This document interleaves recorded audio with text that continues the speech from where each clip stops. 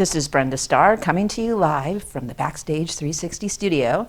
I'm here with Melissa Jane, who you might remember from one of our last interviews with Lady Zepp, which was at the Coach House, the Alert the Globe. How you doing? I'm doing great. Awesome. So Melissa has 3 different projects, Lady Zepp, Sin, but we're here to talk about Final Gravity, which has a new album recorded, right? It's done. It's out. It's released. It's amazing. It took 10 years. 10 years. Wow. So is it like you planted a seed and Yeah, now totally. harvest time? Yeah. So 10 years ago, we did an album. No, we did an album. I wish we did an album 10 years ago. 10 years ago, we did a show that was one of our kind of last live shows as a band. We had been playing a lot, and then our bass player wanted to take a break. And so kind of like performing live took a hiatus, but right then was when we just locked ourselves in the studio for 3 days, and we came up with what we thought was some of our finest, most brilliant stuff ever. And then we let it gestate. And then we kind of came back to it, and we had been looking for a new bass player on and off, and nothing ever quite stuck. And then our bass player was like, I'm ready again. And then everything started coming back into motion, and it was a crazy roller coaster, but patience is a virtue. Yeah, all in good time. Well, and tell us the title. Surviving Humanity. Very timely. Yeah. Yeah. And yeah, it's kind of crazy because that title I actually came up with, right? Do you remember? I do. And what did I say? I said, what did I say? You said.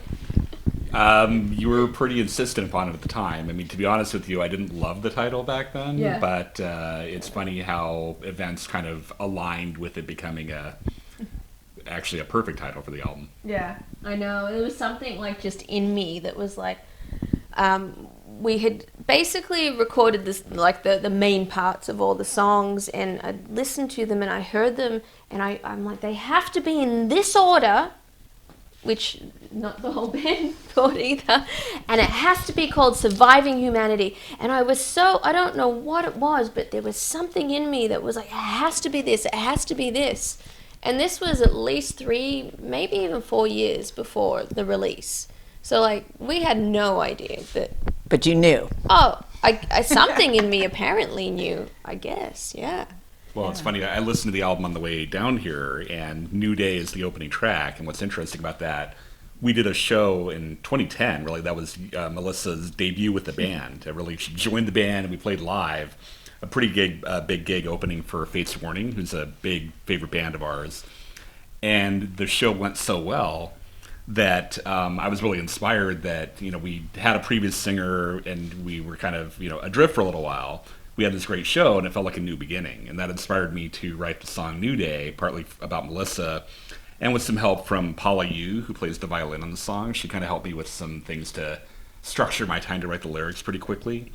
So it's really appropriate that the album opens with that song, because that really was I'd say the first Final Gravity with Melissa song that we wrote. And that was in 2010? 2010. So let me get this straight. So you wrote the album in 3 days, played 1 gig, and then waited 10 years? Did I have that right? So a big part of what happened was in 2012, we did that studio. We locked out for 3 days, and some of the recordings from that 3-day session are on the album. Shortly thereafter, I went to grad school, and I'd hoped to continue with the band, but what happened was I was getting an MBA from UCLA Anderson School of Management, and it pretty much consumed my life for 2 years. I just had to drop everything, and thankfully my family didn't leave me because I was pretty much all about school. And then I finished, and a couple of years later, I decided to do it again. I went and got another master's degree. And the problem is we did a lot of the finishing of the album while I was doing that second master's degree, but I was really pressed for time. And so I think, we all had a lot of things going on in our lives, but with me in particular, it was very slow going for me, kind of trying to balance that with all the other craziness going on. Yeah. Otherwise, that would have been a really long nap. I wish. This, by the way, is Mike Clark. He's the guitarist, right? Thank you. Yes. I didn't get the chance to introduce you because we just jumped right into it, but that was good. That was good. That gives us a good history, right? And here we are. What is this? 2021. Indeed. Wow. Oh my God. Which kind of sounds trippy because, you know why? Because your music gives me a rush vibe, and they have that 2112 thing, and here we are in 2021. The numbers is slowly kind of converging, right? Yeah, so this must be the time. Got, what about 89 years to go before we can do 2112 and 2112? Well, that's when we'll do like the re-celebration. You think it'll still be alive? Yes. Yeah, Yes. in some form or But another. in like a robot body, Mhm. you know? Well, Like or Futurama, where Yeah. our heads will be preserved. I'll be like Bender. Right. right, exactly. Well, we're eternal, Yes. which actually brings me to one of your songs, right? Don't you have a song about eternity? It's My not- eternity. Yeah, it's not really about being eternal. Well, it's eternal friendships, eternal. Well, you tell me. My eternity. Okay. I wrote a poem for my mum. How long ago? Let me think. About 25 years ago. Was it that long? Yeah. Or at least 20, maybe 25 years ago, I wrote this poem Don't date yourself. for my mother. And, You're only 26. Yeah. And so I was just in the womb. No. But it was kind of, it was along the lines of like, there's another poem, anonymous poem, day, week, month, season. I don't know if you've ever heard of this particular poem. Yes. And so I wrote one about my mother and how much I loved her and the influence of what she was to me. And it was like my birthday gift. It was something that I had been doing as a child, was I would write these poems that would, you know, pour out my emotions and my feelings, because you can't just say that to someone face to face. So I would do it in a poem and on a beautiful card and like beautiful like calligraphy pen, and then it was acceptable. But I always had these things inside me I wanted to express and say and share, and that was one of the poems. And I revisited it like 5, maybe 10 years later, and I turned it into a really big elaborate poem. Then it sat there until when we did that session, I brought that poem with me and turned it into a song. And we literally did it like on the spot. And it's just everything made sense at the time. And I added little things. And then again, we sat on it and it gestated. And honestly, listening to it recently, like now, for the very first time, it actually makes complete sense to me. And I feel like my past self was talking to my future self, because when I listen to this song now, I don't even know how I came up with the words and things that I say, because it's like I'm speaking to myself, and it's weird. I know exactly what you mean. So weird. Yeah. And I'm like, oh, thank you, self. I hear you loud and clear. And so hopefully like that will be something that will translate to other people. But me personally, there's a message there. Wow. And so it's beyond just about other people. It's actually, to me, it is talking to your inner self. So your eternity, a lot of people think it's a love song. It's actually an in love with yourself song. So you are my eternity is your true inner self. Yeah. Well, because we can't avoid we can't run from ourselves. And so when you find like that pure bliss and that pure happiness where you're just like, I don't know, like, if, you know, but for me, like I found that moment where, you know, when I get up in the morning and look at I'm like, you're great. I love you. You're so cool. You're so cute and funny, and I like all those little. I love everything about me. Why not? And I'm okay to say that. Right. And I think everyone should feel like that. And so this song is like paying homage to realizing how amazing you are. Yes. Yeah. Self-love. And So important. Yeah. Don't be sad about it. Yeah, so that's an awesome story on the lyrics and the poem, and your mom. She's watching from Australia, maybe. Yeah, hopefully, always, yeah. Yeah, yeah. So tell me, Mike, about the music, because that has a great sound on the music on that song. Well, not just that song, but the entire album. Oh, thank you. And very much the Rush vibe on there too. Yeah, it's interesting. I mean, I think we're, very, very influenced by Rush, and it shows. And we're not ashamed of that at all. We have a few very obvious tips of the hat to them on the album because we just love them so much. My Eternity is kind of interesting because I feel like the verses and the choruses are not really Rush. They're maybe more influenced by other genres that we're into. And that was definitely a collaborative effort with us writing that. But I had this middle part that I wrote where all the drums stop and the guitar comes in solo and it kind of builds up from there. And I'd had this part, and I'd been working on it for a while, and it just seemed like a natural fit to kind of graft into what we were working on for the rest of the song. And what kind of happened was it was its own thing, but it emerged to have a very heavy vibe of the song "The Trees," which is one of Rush's most classic songs from the album's Hemispheres. But it was also different because it had a more,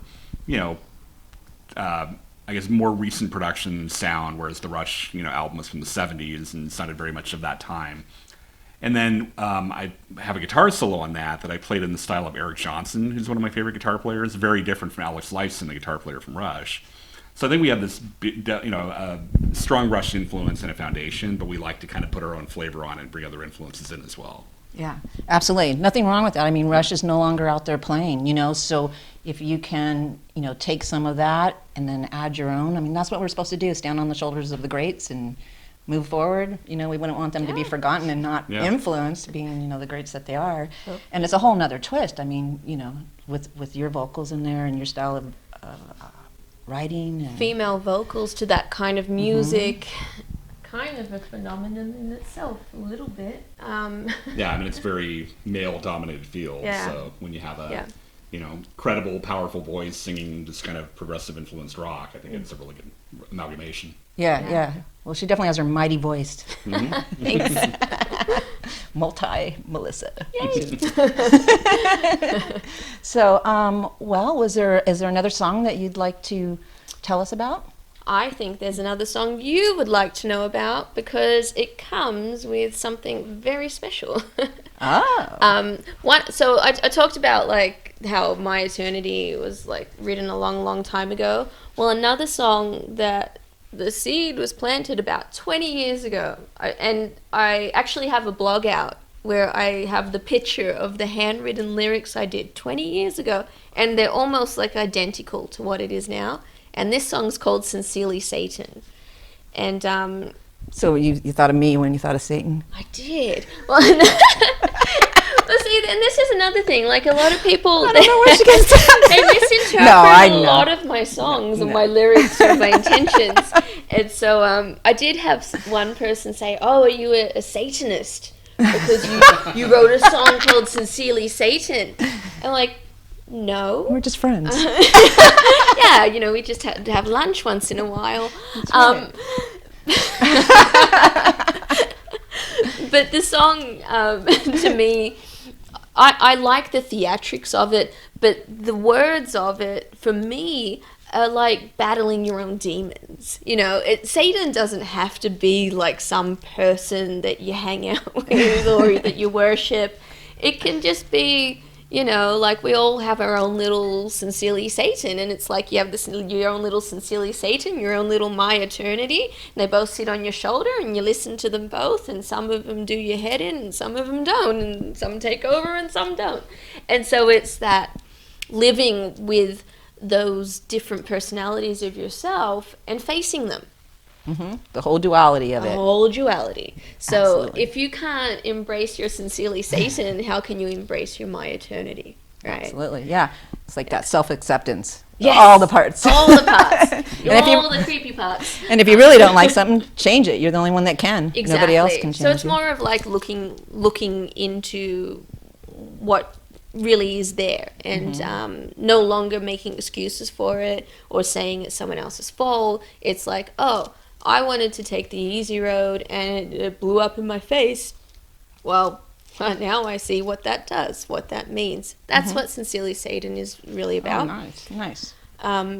But this song came to life when I met Mike. It just didn't. it was a seed, but it was a song when we joined forces. It's amazing. I love the guitar solo.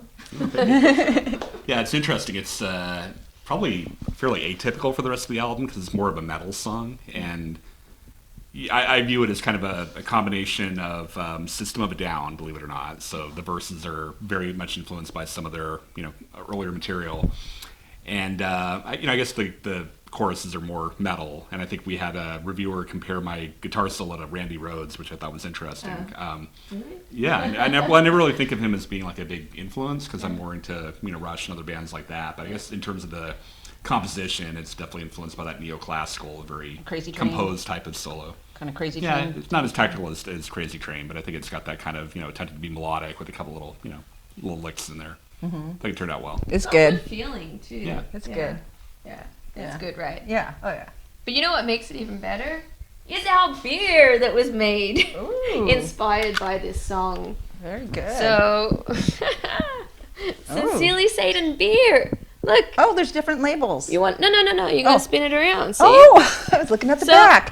Oh. I don't know how many people have ever dreamed about having a beer made after them, but that's something we've dreamed about for a long time, right?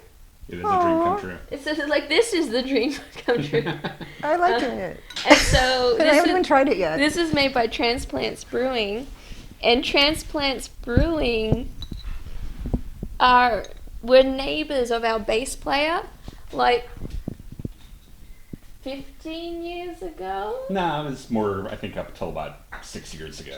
Okay. I think Transplant just had their 5th anniversary. He's party. the math. No, but I'm talking about when he got them into beer. Oh yeah, they moved into that townhouse in like 2008. So I guess it was about 13 years. So ago. the people that You're the own- math one, right? I was asking you for like, what year was that? What's hilarious is the people that own this brewery weren't even into beer until they met our bass player. He got them into beer to the point that they actually own a brewery now. How convenient. It's crazy. Well, the full story is I got Charles into beer. That's Because I got really into beer a while back, and then Charles, had some free time, suddenly available. I'll leave it at that. I got him into beer, and we both got massively into it and went to beer tastings all the time. Wow. And so then he got the Lukers into beer when they all moved up to this place up in Somar.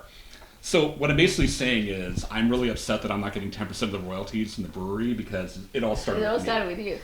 Anyway, Well, Moving on. so I think it's you also could We say, all need beer. at least I got a beer. so we either blame you or thank you, depending on how it all goes. It's both. I'm just beer kidding. Is the cause of No. and solution to all of life's problems. So And Yeah. it is the cause of Final Gravity.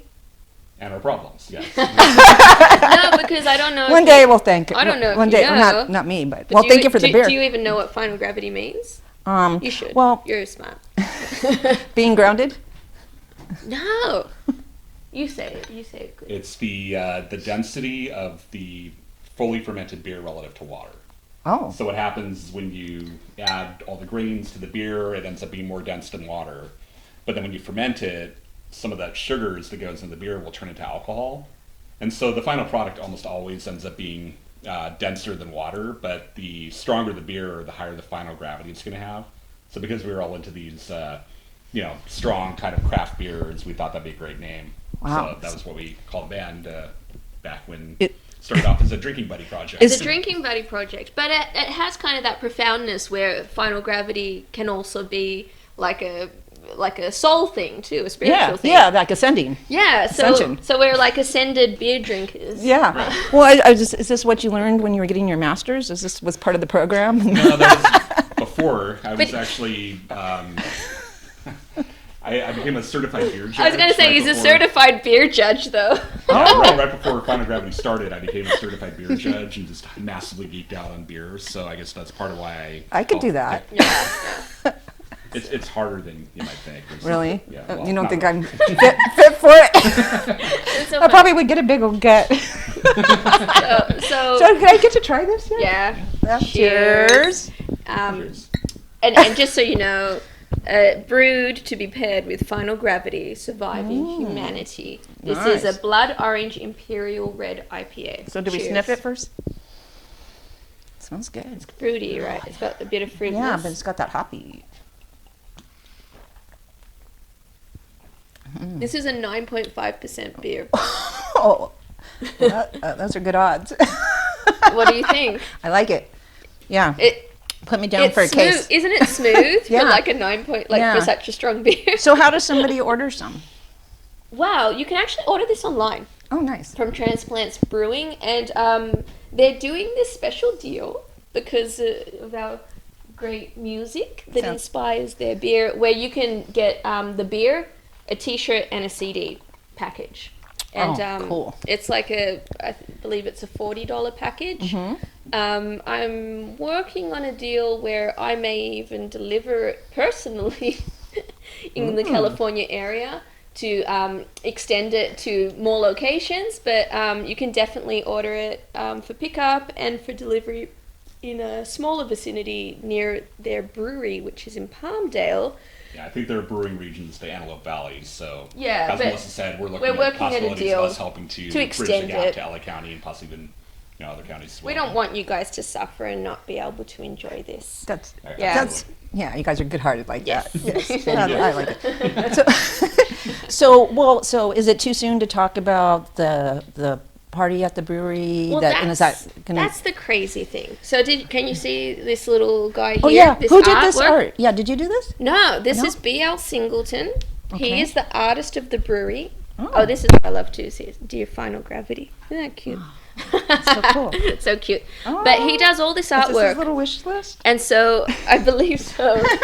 But they have a concert venue that they've been building since COVID hit, actually, and so they haven't actually used it yet. We'll be the first band to perform, and B.L. Singleton has been drawing all this wicked artwork, like filling the whole space. It looks phenomenal. Oh, wow. It's really just outstanding, and we're going to be launching the space, and it'll be like the reopen and the relaunch after COVID and all that.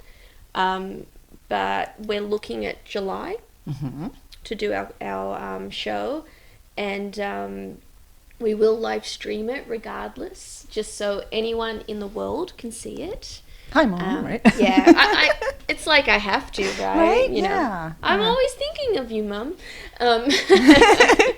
And yeah, we're going to do lots of great things. And actually, as of today, until the show, if you would like a ticket and if you would like to download the album for free, just buy anything off our merch store. Like anything. You just go to the website, like finalgravitytheband.com, buy anything from the merch store, and we'll give you a ticket to the show. Or should we give them 2 tickets so they can bring some? Yes. Okay, we'll give you 2 tickets to the show and a free download of the album, okay? And we'll also put you into a raffle to get a 1-night stay in the area. So we're gonna like get a hotel, like partner with a hotel, and you'll get a free night stay there, plus a photo with the band that we will autograph, frame, and send to you. So that'll be like the grand prize for our little raffle thing too. So Very good. It's 21 and over, I would imagine? I believe it will be. I believe Yeah, so. yeah. If it isn't, we'll put it in the in the invite. So I already know the answer to this, but I'm going to ask you, because it took so long for you to, get this album out and plant those seeds for them to harvest. Do you feel like you're going to be out of material No. for the next? I know. Because you know why? Because we already have like too much. Well, because sometimes, you've all seen bands that put out a great first album because they've had their whole life to put it together Yeah. and to pick from, and so it's great. And then all of a sudden it's like, oh, we got to get another one out next year. Yeah. And, the next one's not good, right? But you guys are so deep and have so much experience and, just so much life in you and learning from everything that, it's really a deep, it's like the album is like a journey. I remember you saying it's not a concept album, but it's got a theme. Yeah. Would you want to elaborate on that at all? Well, to me, I want to hear what you think it is. Well, I mean, I think that there is a recurring theme throughout, and I mean, I think you would agree. I think a lot of those songs were written by all of us during some dark periods in our lives. So I think it is sort of dark lyrically, like "No Love," for example. I mean, I think that the first lyrics for that I wrote probably back in 2008, 2009, and it was like I was personally going through some stuff. I felt like the world was going through a lot of stuff. We were leading up to like the financial crisis, and it felt like the world was kind of going off a cliff. And so I think that there are several things like that. Maybe some are a little more personal. I think No Love is trying to be more global, like hey, the whole world's hurting. But I think the one thing that a lot of our songs have, even when they have that kind of despair at the beginning, the end of No Love, for example, is really about let's take action, let's make the world a better place, not just let's not wallow in the muck. Let's figure out a way to make it better. So I'd say that's why the surviving humanity really kind of ties in. It's like we've been threatened, we're in trouble, but it's really up to humanity to collectively survive what we're going through rather than making the other choice, which is to not survive. Yeah, absolutely. There's a purpose for pain. Like if you take that pain, it can actually be a very positive thing. What you learn and grow from it. That's like a warning. Yeah. Like there's that whole. We covered the Scott Stapp. You know who he is, right? He has that purpose for pain and like his whole life journey, and just learning more about that was interesting.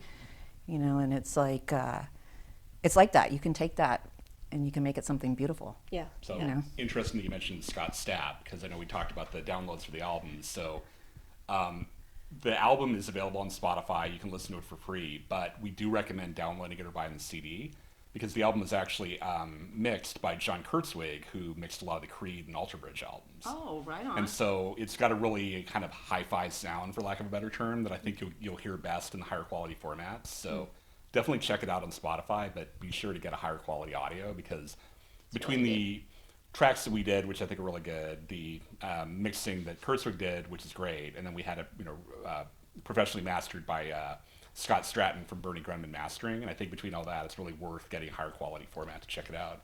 And that's the guy who did Godsmack, right? Yeah. Right on. So it's going to have a great sound. So they can get the album, a free download of the version you're talking about, just by buying something from the merch store. Something, yeah. Anything. Yeah. I have the mouse pad. It's really great.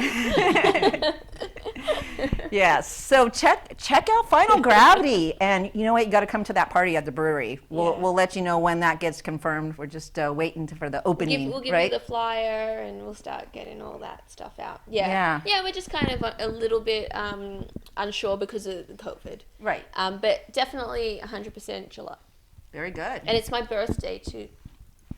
Oh, Happy right. birthday. in advance. Yeah. Right. we started the party already. Yeah. Well, to dreams coming true. Yes. Beer dreams, music dreams, and birthday dreams. You're here. Cheers. Right on. Cheers. All right. This is Brenda Starr for Backstage 360 with Final Gravity. Keep shining.